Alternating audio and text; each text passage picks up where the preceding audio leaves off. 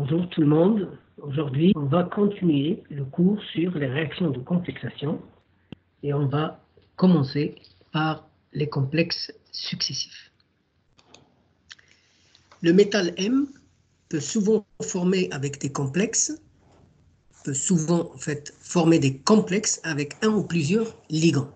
Ces réactions se font de façon progressive. Les équations successives s'écrivent. M plus L donne ML. On a la constante KF1 et KD1. ML, le premier complexe, va donc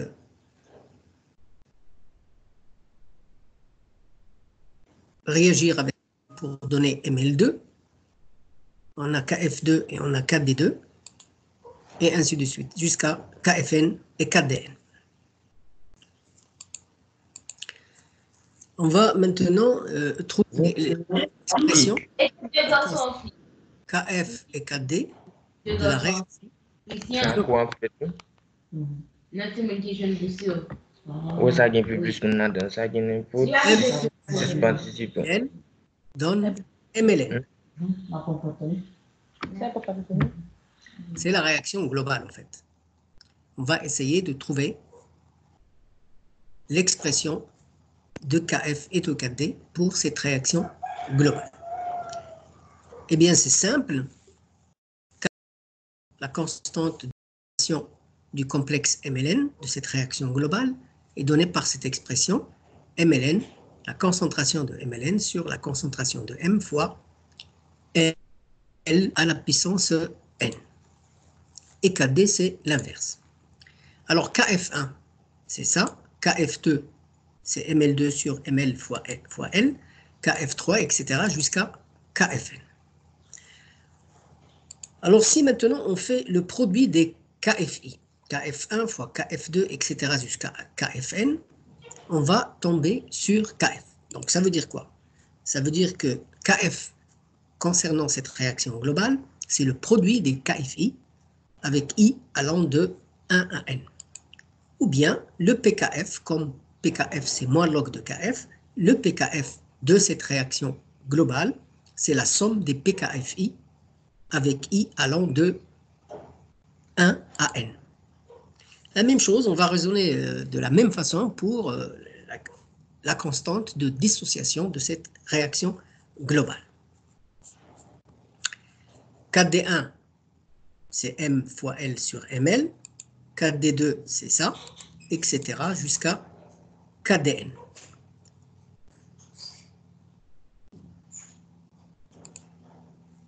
Alors, on peut constater, si on fait le produit des KDI, on va tomber sur la constante de dissociation de cette réaction globale. Donc, KD, c'est le produit des KDI avec I allant de 1 à N. Et la même chose, le PKD de cette réaction, c'est la somme des PKDI pour I allant de 1 jusqu'à N. Un exemple, on va prendre un premier exemple pour expliquer tout ça. On a cette réaction-là, c'est la formation du complexe HgNH3+, à partir de Hg+, et de NH3. On a KF1, 1995,3. C'est la constante de formation de cette première réaction. Le KD1, c'est l'inverse, c'est 5, 10, moins 4. Le PKD1, c'est 3,3. Donc, on fait la même chose. Soit on prend KF1, soit on prend KD1, soit le PKD1, ou le PKF1 également. On peut avoir la valeur du PKF1. Il suffit de prendre le log de KF1 avec un signe moins. Alors, la deuxième réaction, on prend le premier complexe formé, on lui ajoute un ligand NH3 et on forme ce deuxième complexe. On vous donne aussi KF2, 4D2 et PKD2. La réaction globale, c'est la somme des deux réactions.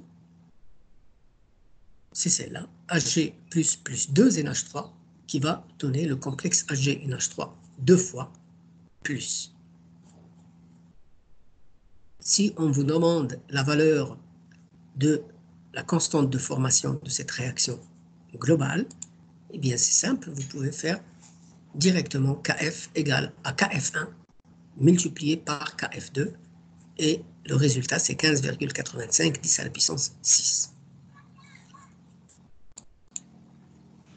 PKD, c'est bien sûr le PKD, c'est comme on a vu dans la diapo d'avant, le PKDI, le PKD de la réaction globale, c'est la somme des PKDI.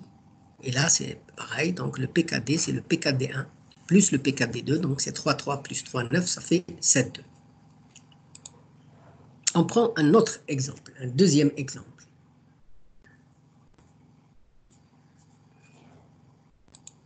Alors, on va prendre le Cu+, plus NH3, qui donne Cu NH3+, constante de dissociation KD1. KD1, c'est quoi? C'est 1 sur KF1. L'expression, c'est la concentration, donc le sens de la dissociation, c'est la concentration de Cu+, fois la concentration de NH3 sur la concentration du complexe. Et on vous donne la valeur égale à 10 moins 6,2. Le premier complexe plus NH3 donne Cu NH3 deux fois plus, une constante de dissociation KD2. L'expression de KD2, c'est Cu NH3 deux fois plus fois NH3 sur la concentration du second complexe. La valeur, c'est 10 moins 4,7. La réaction globale, c'est Cu plus 2 ligands NH3 qui donne Cu NH3 deux fois plus. La constante de dissociation de cette réaction globale, c'est Kd. Alors, on va essayer de trouver la valeur de Kd, tout simplement. Kd, c'est 1 sur Kf, c'est Cu plus, dans le sens de la dissociation, Cu plus, la concentration, pardon, de Cu plus fois la concentration de NH3 au carré sur la concentration de Cu NH3 2 plus. Bien. On va développer cette expression-là. C'est NH3, donc on va ici prendre c'est NH3Cu, la concentration de NH3 fois la concentration de Cu, fois la concentration de NH3. On va développer au carré, c'est NH3 fois NH3, et on va multiplier en haut et en bas par la concentration du premier complexe, Cu NH3. Alors là, si on fait tout ça, on a le droit de le faire, puisque on peut simplifier, hein, donc qu'est-ce qu'on a fait? On a remplacé NH3, la concentration de NH3 au carré par NH3 fois NH3, et on a multiplié en haut et en bas par la concentration de Cu NH3+. Et là, on voit que le Kd, c'est le produit des... Le Kd, c'est le produit Kd1 fois Kd2. Ici, on fait le calcul, on trouve 10 moins 19. Évidemment, vous n'êtes pas obligé de faire cette démonstration. Il suffit de dire qu'il s'agit ici de réactions de complexation successive et que le Kd de la réaction globale, c'est le produit des Kd et vous donnez la valeur.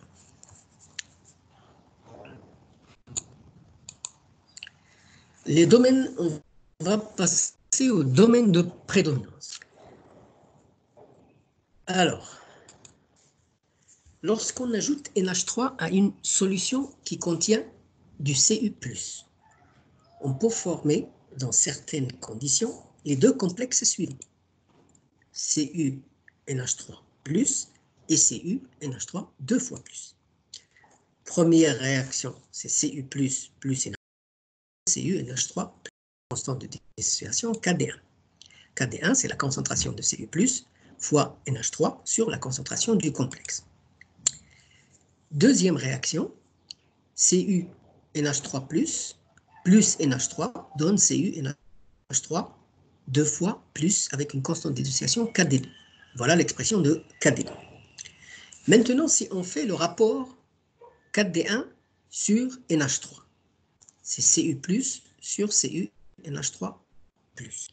Si la concentration de NH3, la concentration du ligand, est supérieur à 4D1, ça veut dire quoi? Ça veut dire que la concentration du premier complexe est supérieure à Cu+. Ça veut dire quoi? Ça veut dire que le premier complexe formé, CuNH3+, de cette chaîne de réactions successives, est prédominant. Maintenant, si on fait KD2 sur NH3, on va tomber sur ce rapport. Si maintenant la concentration de NH3 est supérieure à la constante de dissociation de la deuxième réaction de complexation, ça veut dire que la concentration du deuxième complexe est supérieure à la concentration du premier complexe CuNH3+. Cette fois, dans ce cas, c'est le deuxième complexe, CuNH3 2 fois plus, qui prédomine. On va faire ça sous forme d'un diagramme de prédominance. Bien. On va prendre l'échelle de la concentration de NH3. On va bien, concentration de NH3. On voit, on va mettre les valeurs KD1. On va mettre les valeurs KD1, 10-6,2, KD2, 10-4,7. Alors, on a vu que lorsque la concentration de NH3 est supérieure à 4D1, lorsqu'elle est supérieure à 4D1, on a la prédominance du premier complexe. Lorsque la concentration de NH3 est supérieure à 4D2, la prédominance du second. Évidemment, lorsque la concentration de NH3 est inférieure à la première constante de dissociation 4D1, c'est Cu+ qui prédomine. On peut conclure que le complexe CuNH3 2+, le second complexe, prédomine pour des valeurs de NH3, de la concentration de NH3 élevée.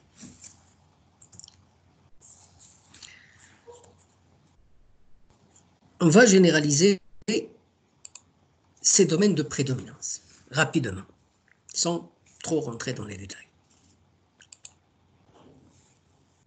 L'équilibre global de complexation, ou l'équation bilan de l'échange d'un ligand dans un couple donneur-accepteur de ligand, M plus NL donne MLN.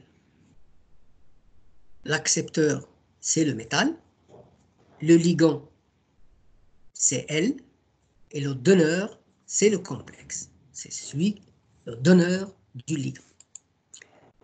Kf, la constante de formation de cette réaction globale, c'est MLN, la concentration de MLN sur M fois L à la puissance N.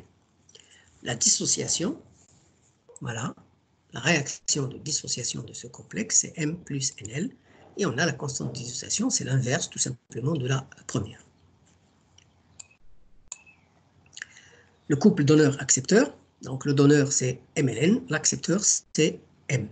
Et ce qui est échangé, c'est le ligand bien entendu. L'exemple qu'on a vu tout à l'heure, donc M c'est Hg+, les ligands c'est NH3, 2 ligands, et on a la formation du complexe Hg NH3 2+. Le Kd, on revient à la constante de dissociation de la réaction globale, c'est M fois L à la puissance N sur MLN. On prend le log de Kd, c'est le log de M sur log de la concentration de M sur la concentration de MLN, plus N log de L. Le log de L, on sort le log de L, c'est 1 sur N log de K moins log de M sur ML. On va prendre moins log de L, un signe moins. On va mettre un signe moins au log de L. Et après, on a le PL. Le PL, c'est moins log de L.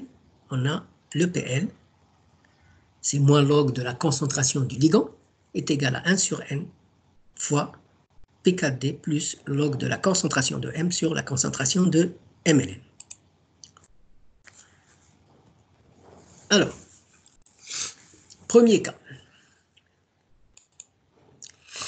Si maintenant, on est dans le cas où M est majoritaire. La concentration de M est majoritaire. Le M est majoritaire, mais c'est là. On peut traduire cette phrase-là par celle-là.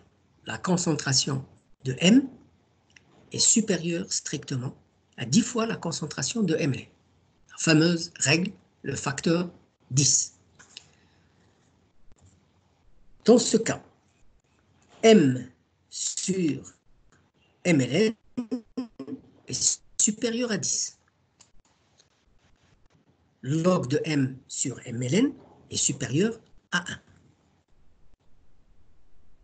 On va remplacer dans l'expression qui est en haut à droite et on va tomber sur PL supérieur à PKD plus 1 sur N. Ça veut dire que lorsque PL supprime KD plus 1 sur N, ça veut dire que c'est M qui est majoritaire.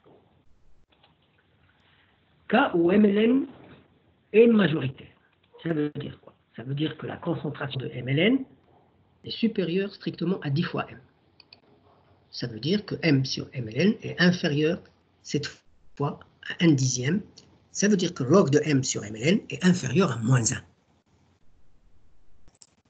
Si on remplace dans l'expression on va sur PL inférieur à PKD moins 1 sur N. Ça veut dire que lorsque PL est inférieur à cette expression PKD moins 1 sur N, ça veut dire que c'est MLN qui est majoritaire. On va traduire tout ça par un diagramme. Sur un diagramme, pardon. Donc,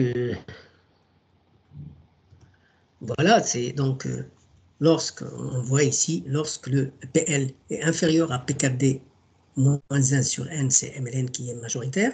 Et lorsque le PL est supérieur à PKD plus 1 sur N, c'est bien entendu M qui est majoritaire.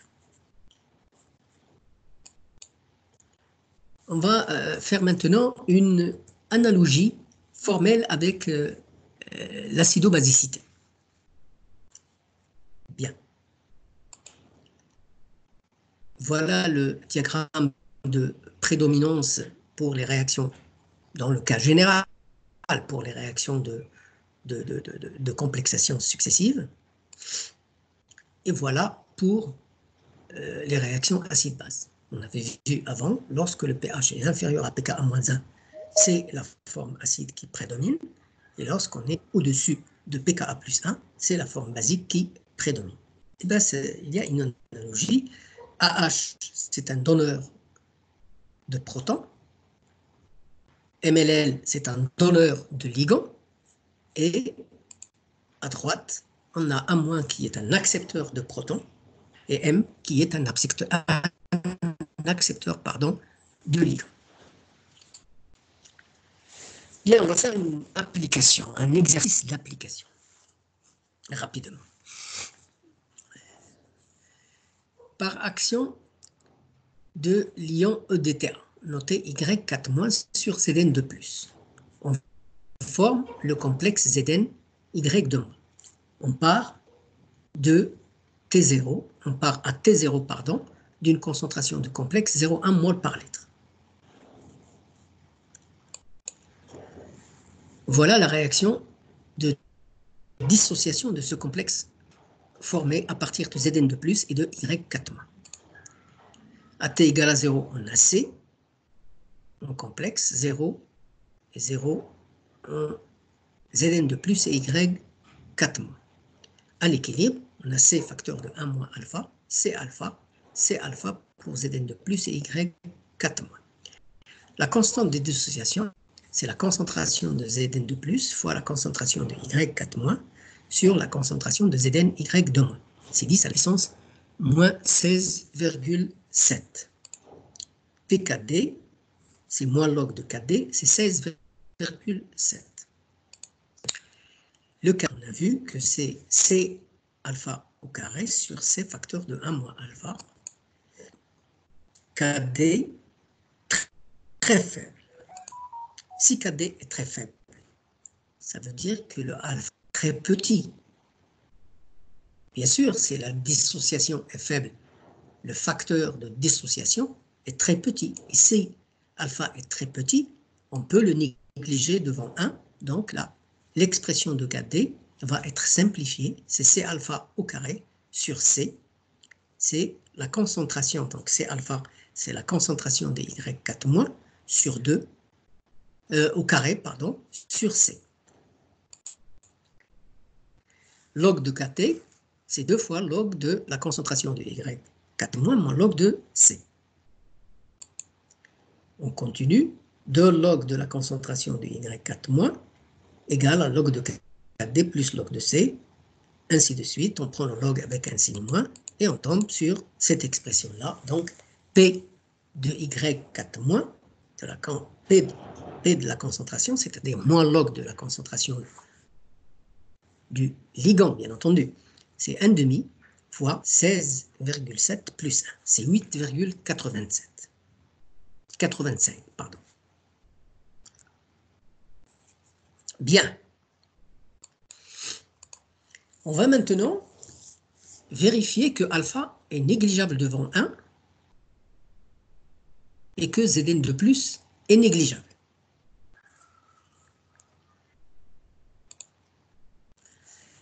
On a trouvé que le PY4- c'est 8,85. Bien, voici le diagramme de prédominance. Lorsque le PY4-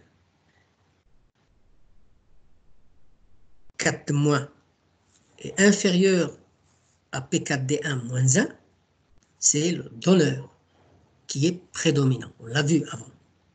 C'est le complexe qui est prédominant. Et lorsque le PY4- est supérieur à P4D plus 1, c'est bien entendu l'atome central, le cation métallique, c'est-à-dire Zn de plus, qui est prédominant. Pour nous, la valeur qu'on a trouvée de PY4- dans notre exemple, elle est située à 8,85. 8,85 est situé dans le domaine de prédominance, bien entendu, du complexe, du donneur. Donc, puisque 8,85 est situé dans le complexe, donc ça veut dire que le complexe est majoritaire, donc ça veut dire que alpha très inférieur à 1, le fait de négliger alpha devant 1, on l'a bien vérifié dans ce cas, puisque on est dans le domaine de prédominance du complexe. Donc ça veut dire que la dissociation est très faible, même négligeable devant 1.